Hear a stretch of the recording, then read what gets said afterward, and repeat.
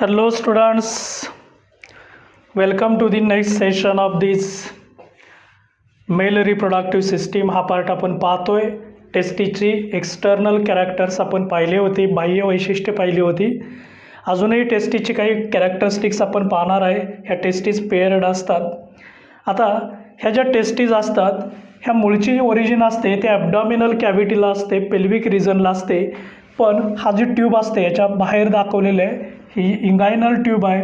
ह्या इंगायनल ट्यूबमधून त्यांना खाली पाठवलं जातं शरीराच्या बाहेर after the 7th month of pregnancy. आता जेव्हा जेव्हा या टेस्टिस खाली फोर्स केल्या जातात, पास केल्या जातात, काही वेळा असं होतं की त्या टेस्टिस बरोबर, कारण इथं ॲबडॉमिनल कॅव्हिटीला इंटेस्टाईन असते आणि मग टेस्टिस बरोबर इंटेस्टाईनचा पण काही पार्ट, ही टेस्टिस बरोबर इंटेस्टाईनचा पण काही पार्ट खाली येत असतो. Intestine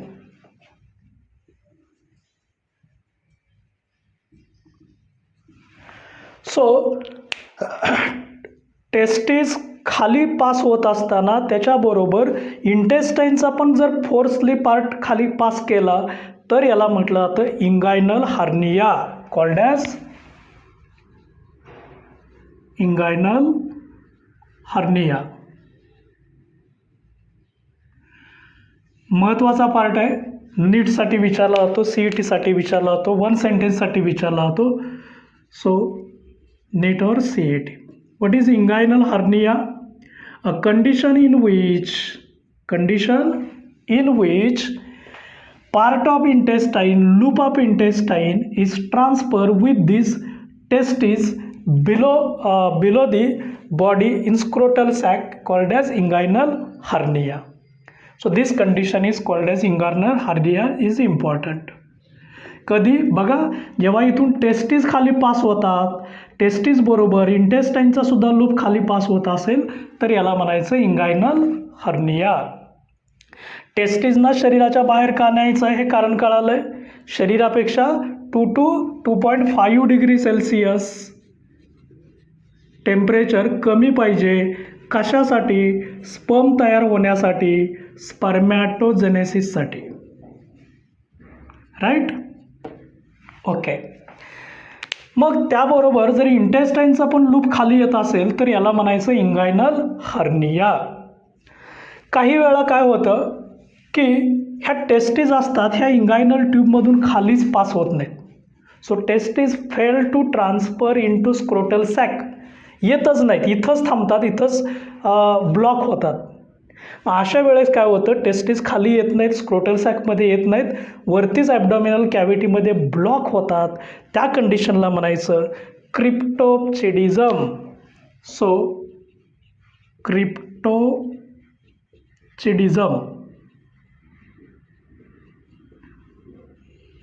a condition in which testes fail to transfer in scrotal sac.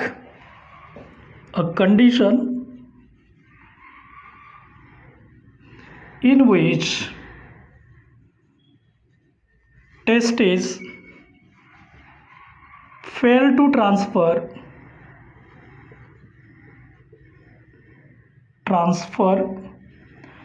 in scrotal sac. Scrotal सॅकमध्ये येत नाहीत, ते वरतीच ब्लॉक होतात, याला म्हटलं जातं क्रिप्टोचिडिझम. आज for NEET, CET, even board short answer question, 1 answer क्वेश्चनसाठी विचारलं जातं. इंगायनल हार्निया काय? Loop of intestine pass with the testis. So loop of intestine pass with the testis in downward, खालच्या बाजूला ट्रान्सफर होतो, याला म्हणायचं इंगायनल हार्निया. आणि जर टेस्टिस खाली येण्याची प्रोसेस असते ती प्रॉपर होत नाही, वरतीच ब्लॉक होऊन थांबते, याला म्हणायचं cryptorchidism. So these 2 terms are very very important at the point of NEET, CET, even short answer, even 1 sentence साठी सुद्धा ते महत्त्वाचं आहे. ह्या कंडिशन्स आहेत. फायनली टेस्टीज इथं आलेलं आहे. आता ही टेस्टीजची बाह्यरचना आपण बघितली. टेस्टीजची आपल्याला आंतररचना बघायची आहे, इंटरनल स्ट्रक्चर बघायचं आहे, हिस्टॉलॉजिकल स्ट्रक्चर बघायचं आहे. ह्या दोन महत्त्वाच्या टर्म्स आहेत. ह्या दोन महत्त्वाच्या टर्म्स नोट करा, नोटबुकमध्ये लिहून घ्या. महत्त्वाच्या टर्म्स आहेत दोन. एक पहिली इंगायनल हर्निया आणि दुसरी क्रिप्टोचिडिझम. ओके, चला आता आपल्याला टेस्टीजची आंतररचना पाहायची आहे. टेस्टीजच्या आतील पार्ट ज्याला आपण हिस्टॉलॉजिकल स्ट्रक्चर ऑफ टेस्टीज म्हणतो. सुरुवातीला कव्हरिंग्ज ऑफ टेस्टीज बघूया.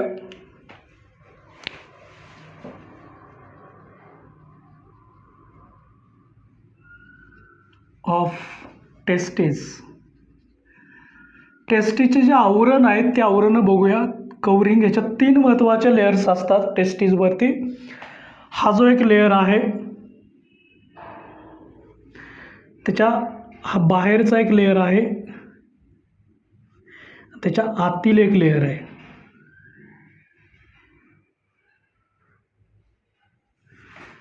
असे 3 महत्त्वाचे टेस्टीजला आवरण असतात. सगळ्यात बाहेरचा लेयर, मिडल लेयर आणि आतील लेयर.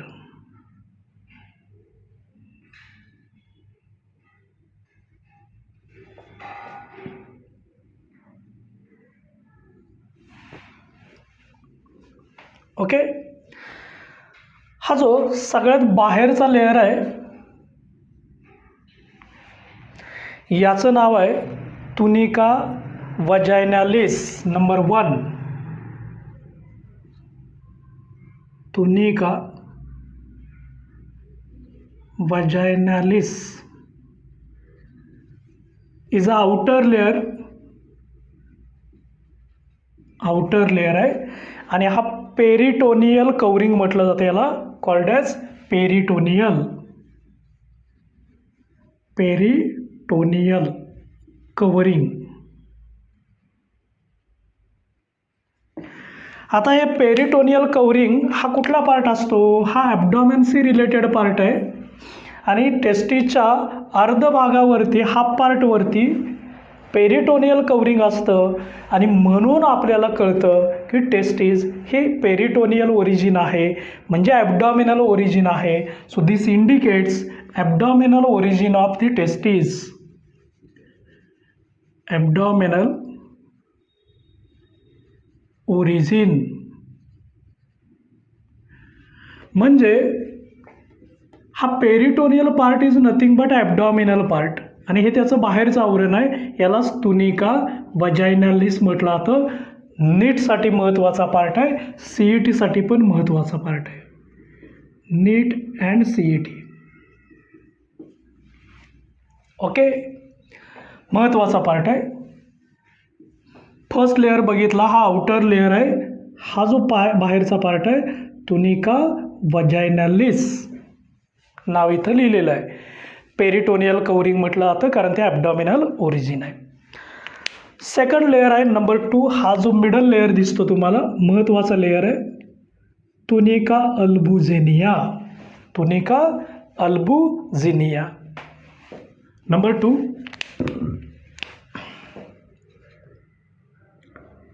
तुनिका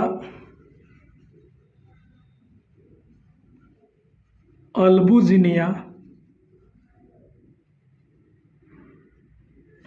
तुनिका अल्बुजिनिया हा मात्र मिडल आहे. मिडल लेयर असतो. इम्पॉर्टंट लेयर आहे. याच्यापासून काही लोब्युल्स तयार होतात, टेस्टिक्युलर लोब्युल्स तयार होतात आणि त्याच्या आतील जो पार्ट असतो, इनर असतो, तो tunica vasculosa. Number 3. Tunica vasculosa is the inner part.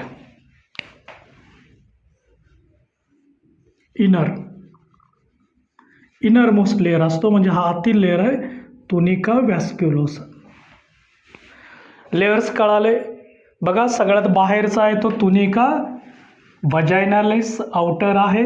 Middle असतो तो तुनिका अल्बुजिनिया मिडल पार्ट आहे आणि आतील साईडला असतो तो तुनिका व्हॅस्क्युलोसा.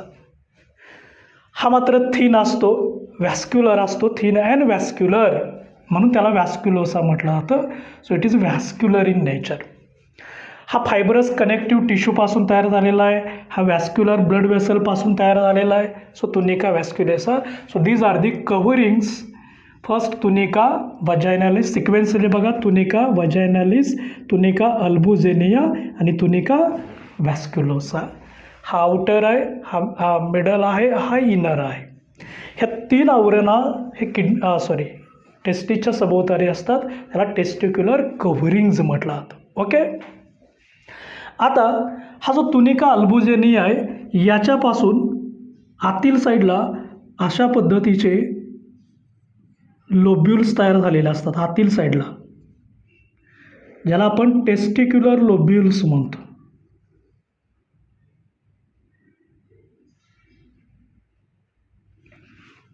काय तयार झालेलं आहे? Testicular lobules.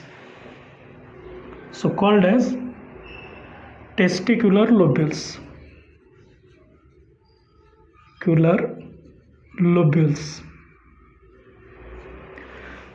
ही कंपार्टमेंट आहेत, चेंबर्स असतात. हे कंपार्टमेंट याची संख्या सरासरी 200 to 250 अशी त्याची नंबर असतो. So 200 to 250 is the number of testicular lobule. Okay. आता हा एक लोब्युल जर आपण कन्सिडर केला तर ह्या एका लोब्युलमध्ये असे मोर कॉइल्ड पार्ट असतो. ह्या कॉइल्ड पार्टला आपण सेमिनिफेरस ट्युब्युल्स म्हणत असतो. काय म्हणत असतो? Seminiferous tubules. बघा, या टेस्टिक्युलर लोब्युलच्या आतील साईडला जे आहेत याला म्हणायचं seminiferous tubules.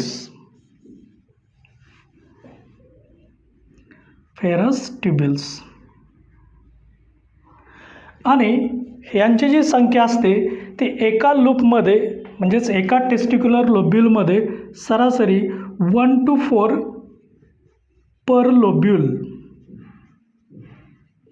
1 to 4 per lobule काय असतात? Seminiferous tubule is the basic unit of the testis. This is the basic unit of testis. बघा, सुरुवातीला आपण त्याचा शेप पाहिला, ओव्हल शेप आहे. त्याची लेंथ पाहिली, विड्थ पाहिली, थिकनेस पाहिला. त्याच्या बाहेरच्या बाजूचं आपण बघितलं तर हे आउटर मोस्ट आहेत. ही कॅरेक्टरिस्टिक्स आपण बघतोय. ही आउटर मोस्ट कॅरेक्टरिस्टिक्स बघत असताना त्याच्या आतील पार्ट आपण बघितला की ही 3 आवरणाच्या आतील जे लोब्युल्स आहेत याला म्हणायचं टेस्टिक्युलर लोब्युल्स. ह्या टेस्टिक्युलर लोब्युलची संख्या किती असते हेही बघितलं. सरासरी 200 ते 250 संख्या असते. त्यापैकी एका लोब्युलमध्ये जे पार्ट असतात याला म्हणायचं सेमिनिफेरस ट्युब्युल. ओके. ह्या सेमिनिफेरस ट्युब्युलचा नंबर किती असतो? 1 ते 4 एका लोब्युलमध्ये. हा एक लोब्युल आहे आणि एकामध्ये सरासरी 1 ते 4 ही संख्या असते. हे बेसिक युनिट आहे seminiferous tubule. Ask for NEET, CET आणि इवन बोर्ड. आता आपल्याला काय करायचं आहे? एक सेमिनिफेरस ट्युब्युल कसा असतो हाही पार्ट आपल्याला बघायचा आहे. सेमिनिफेरस ट्युब्युलचा पार्ट बघायचा आहे आणि त्याच्यामध्ये आपल्याला फंक्शन्स कसे होतात हाही पार्ट बघायचा आहे. थोडंसं लक्ष इकडे द्या.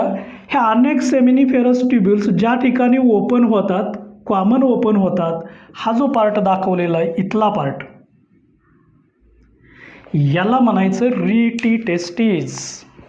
So this common opening of the seminiferous tubule is called as a rete testis. याला आपण नाव देऊया रीटी टेस्टिस.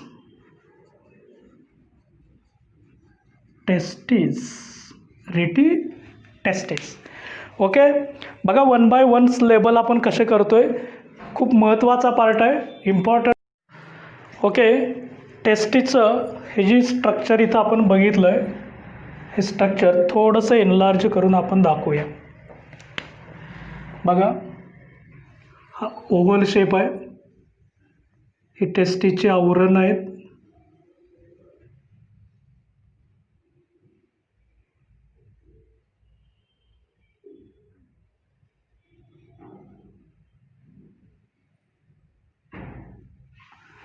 ओके, हे सगळ्यात बाहेरचं आवरण असतं तुनिका वाजायनालिस,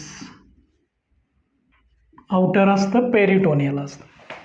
हे जे मिडल असतं मध्यभागी आहे ते तुनिका अल्बुजिनिया, अल्बुजिनिया. आणि हे जे आतील आहे याला म्हणायचं tunica vasculosa, vasculosa. So this is the outer, middle, inner. Okay, हाच पार्ट थोडासा एनलार्ज करून इथं दाखवलेला आहे. आता या टेस्टिसमध्ये असे चेंबर्स आहेत, लोब्युल्स आहेत.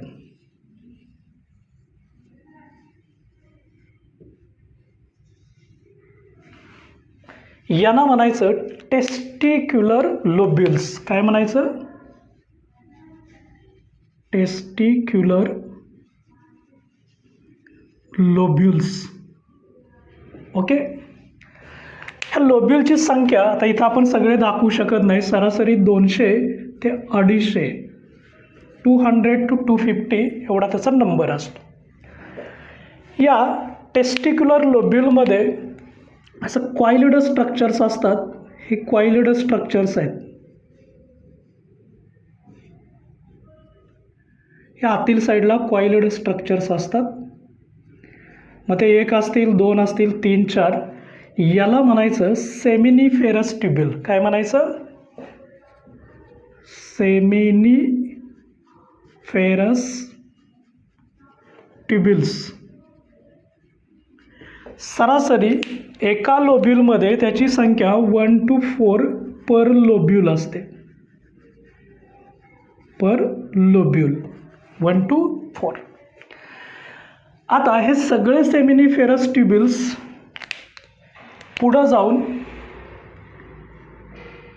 एका कॉमन पार्टमध्ये ओपन होतात. इथे एक नेटवर्क लाईक स्ट्रक्चर तयार होतं. हा कॉमन पार्ट आहे, याला म्हणायचं रीटी टेस्टिस, कॉल्ड एज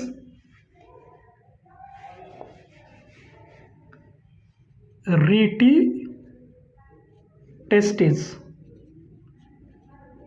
बघा, हा बाहेरचा पार्ट आहे तो टेस्टिसचा पार्ट आहे आणि हा एवढाच इथला कॉमन पार्ट आहे की ज्या ठिकाणी सेमिनिफेरस ट्युब्युल एकत्र झालेले आहेत. याला म्हणायचं rete testis.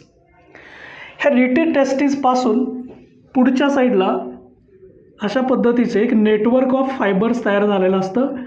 12 to 20 network of fibres तयार झालेले असतात आणि हे पुढं कॉमन इपिडिडायमिस या कॉइल्ड ट्यूबमध्ये ओपन होतात, ज्याला म्हटलं जातं, हे जे हा ट्युब्युल्स इथं दाखवलेत याला म्हटलं जातं व्हास इफरन्सिया. काय म्हणायचं? व्हास इफरन्सिया.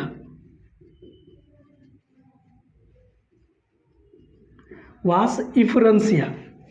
आणि हे व्हास इफरन्सिया पुढं जाऊन एक बाहेरची कॉइल्ड ट्यूब असते, ही इथं दाखवलेलं आहे. ही बाहेरची कॉइल्ड ट्यूब आहे ज्याला आपण इपिडिडायमिस म्हणत असतो आणि ही बाहेरची कॉइल्ड ट्यूब आहे याला आपण इपिडिडायमिस म्हणत असतो. इपिडिडायमिसमध्ये ओपन होते, इपिडिडायमिस.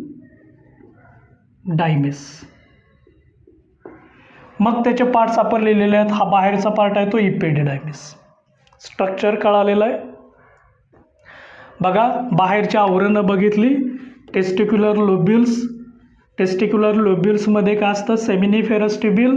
सेमिनिफेरस ट्युब्युल एका कॉमन प्लेसला ओपन होतात, त्याला काय म्हणायचं? Rete testis.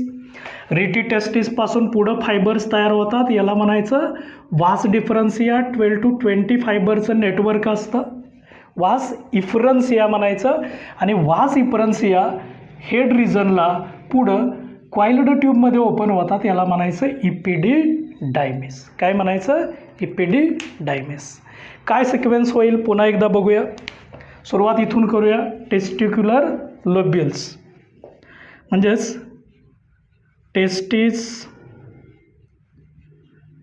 टेस्टिक्युलर लोब्युल्स. टेस्टिक्युलर लोब्युल्समध्ये काय आहेत? सेमिनिफेरस ट्युब्युल्स,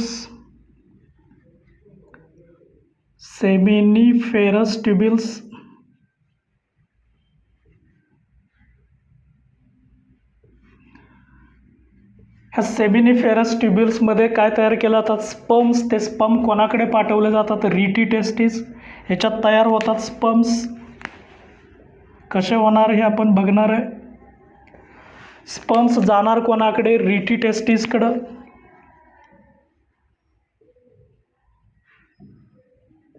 ही रिटी टेस्टिस पुढं कशामध्ये ओपन होते? वास इफरन्सिया.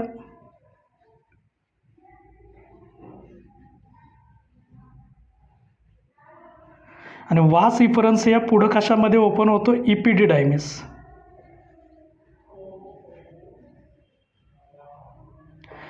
इपिडिडायमिस पुढं कशामध्ये ओपन होतो? वास डेफरन्समध्ये. वास डेफरन्स.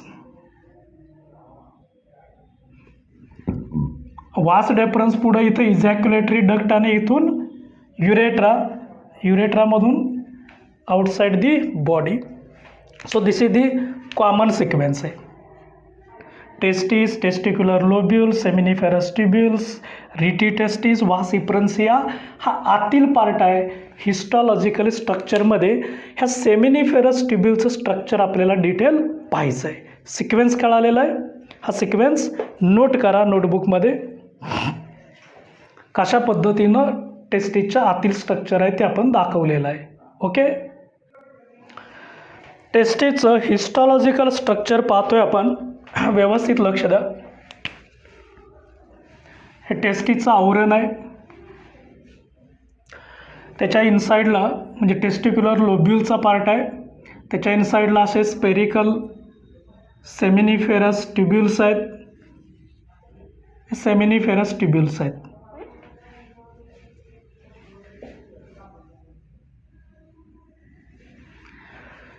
ह्या सेमिनिफेरस ट्युब्युलला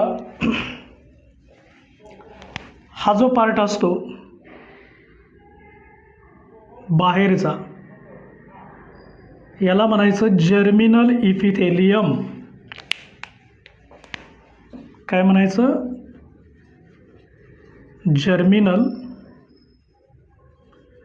इपिथेलियम. Germinal epithelium. याच्यावरती जो आवरण असतं ह्या आवरणाला म्हणायचं बेसमेंट मेम्ब्रेन.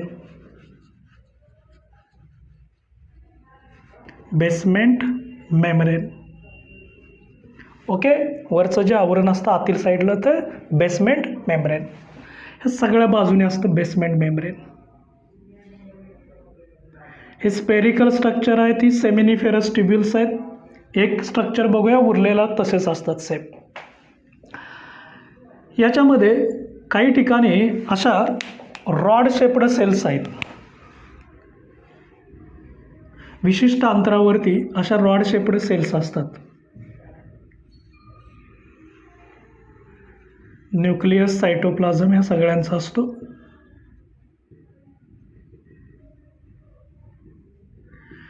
ह्या रॉड शेप्ड सेलचं नाव आहे सर्टोलाई सेल. या पेशीचं नाव आहे सर्टोलाई सेल. सर्टोलाई सेल किंवा याला सस्टॅन्टिक्युलर सेल्स असंही म्हटलं जातं. नर्व सेल्स असंही म्हटलं जातं. So also called as nerve cells. Sustentacular cells असंही म्हटलं जातं. महत्त्वाचा पार्ट आहे की जे काय करतात याच्यात नरिशमेंट असते, फूड असतं. ते यंग स्पर्मला फूड सप्लाय करतात. नरिशमेंट सप्लाय फूड सप्लाय करण्याचं काम करतात. म्हणून याला नर्व सेल्स, सर्टोलाई सेल म्हटलं.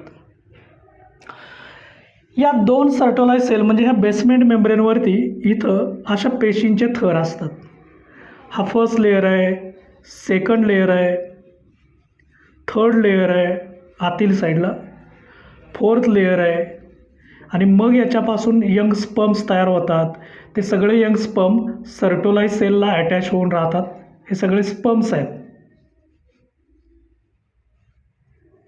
ह्या सर्टोलाइज सेलला अटॅच होतात कारण त्याच्यामधून त्यांना फूड मिळत असतं.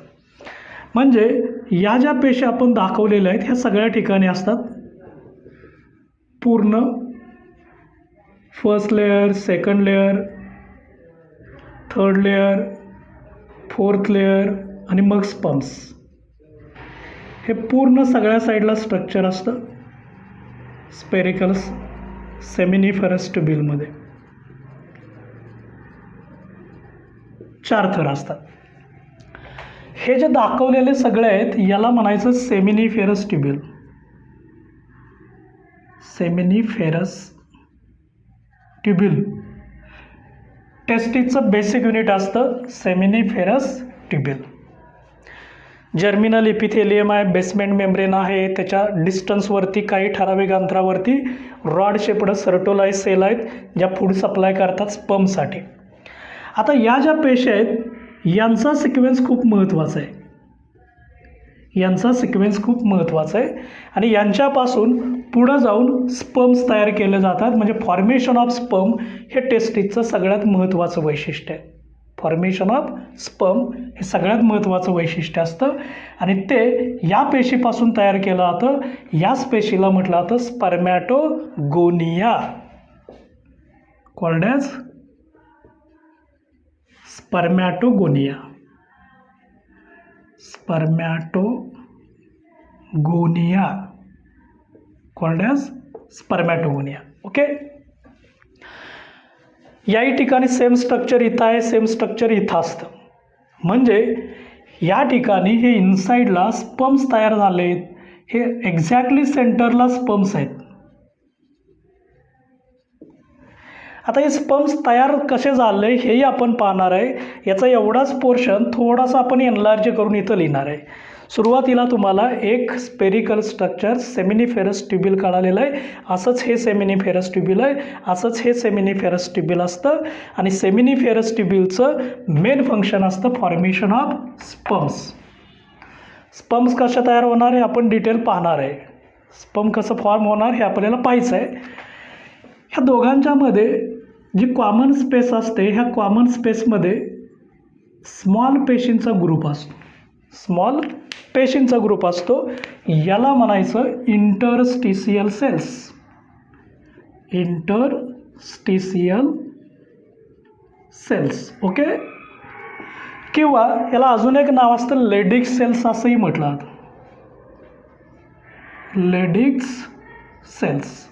इम्पॉर्टंट आहे नीटसाठी, CETसाठी इंटरस्टिशियल सेल्स किंवा Leydig's cells for NEET and CET. काय महत्त्वाचं काम करतात? फॉर्मेशन ऑफ हार्मोन करतात. एंड्रोजन नावाचा हार्मोन तयार करतात. एंड्रोजन मेल सेक्स हार्मोन आहे आणि हे मेल सेक्स हार्मोन एंड्रोजन, ज्याला आपण दुसरं एक नाव देतो टेस्टोस्टेरॉन,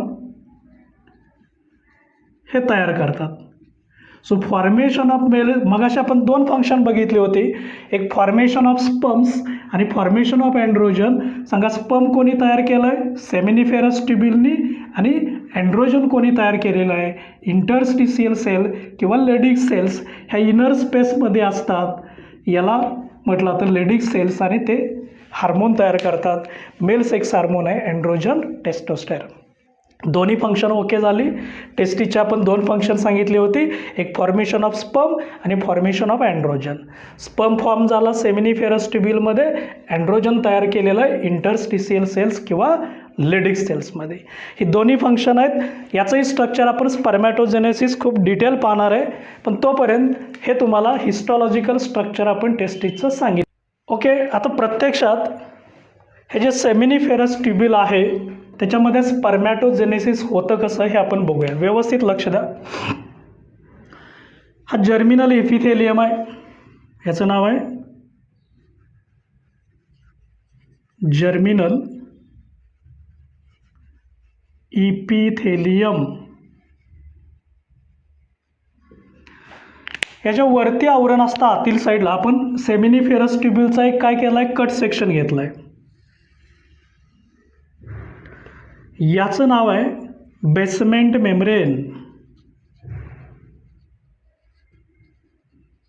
मेम्ब्रेन. मगाशीच सांगितलं होतं. आता याच्यावरती अशी रॉड शेप्ड सेल असते, याला म्हणायचं सर्टोलाई सेल. काय म्हणायचं, सर्टोलाई सेल. सर्टोलाई सेल. नर्स सेल्स म्हटला तर, सस्टेंटिक्युलर सेल म्हटला तर फूड सप्लाय करते. नंतर याच्या अशा आतील बाजूला हा फर्स्ट लेअर असतो, डिप्लॉइड सेल असतात. थोडीशी शॉर्ट फिगर दाखवूया, नावं द्यायची आहेत आपल्याला. स्पर्मॅटोगोनिया. स्पर्मॅटोगोनिया अनेक असतील, सिंगल असेल तर स्पर्मॅटोगोनियम. डिप्लॉइड सेल असते, 2 सेट्स ऑफ क्रोमोझोम. याचे डिव्हिजन झाले की आतील साईडला पुन्हा एक लेअर तयार होतो, सेकंड लेअर तयार होतो. हा याच्यापासून हा थर तयार झालेला असतो, याला म्हणायचं प्रायमरी स्पर्मॅटोसाइट. स्पर्मॅटोसाइट हा पण 2Nच असतो, 2N. याच्यानंतर पुन्हा आतील साईडला नेक्स्ट लेअर तयार होतो. इथं मिओसिस होत असतं, इथं मायटॉसिस झालं, इथं मिओसिस होत असतं. याच्यापासून सेकंडरी स्पर्मॅटोसाइट तयार होतं. हे आपण पुढे डिटेल बघणार आहे.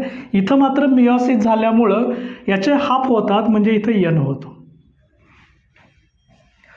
ह्या सेकंडरी स्पर्मॅटोसाइटपासून पुढं नेक्स्ट लेअर तयार होतो, याला म्हटलं जातं स्पर्मॅटिड्स.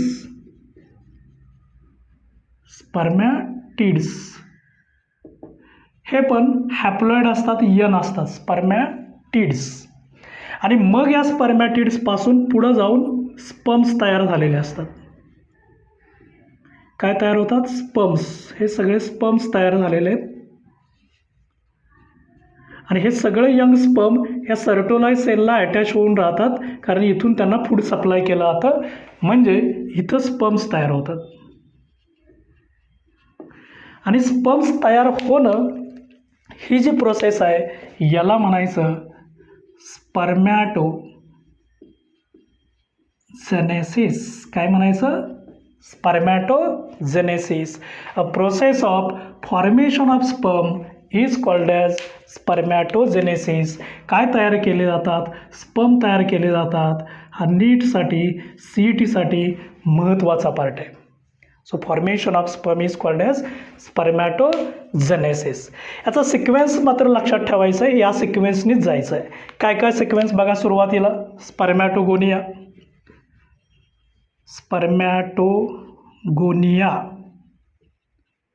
त्याच्यानंतर प्रायमरी स्पर्मॅटोसाइट.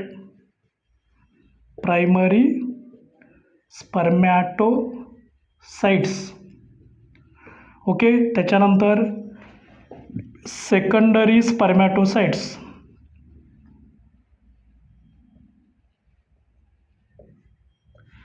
प्रायमरीचं जेव्हा सेकंडरी होतं तेव्हा या ठिकाणी मिओसिस झालेलं असतं, इथं मायटॉसिसच असतं. मायटॉसिसमध्ये नंबर बदलत नाही, मिओसिसमध्ये नंबर बदलतो. म्हणजे या 2N होत्या, याही 2Nच आहेत, इथं मात्र N होतात, कारण नंबर बदलतो, मिओसिस झाले. याच्यापासून स्पर्मॅटिड्स तयार होतात. सेकंडरीपासून काय तयार होतात, स्पर्मॅटिड्स.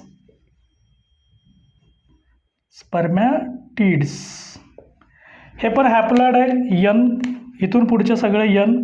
आणि यानंतर मात्र काय तयार होतात, स्पर्म्स तयार होतात. स्पर्म्स तयार होणं ह्या एकूण प्रोसेसला काय म्हणायचं आहे, स्पर्मॅटोजेनेसिस.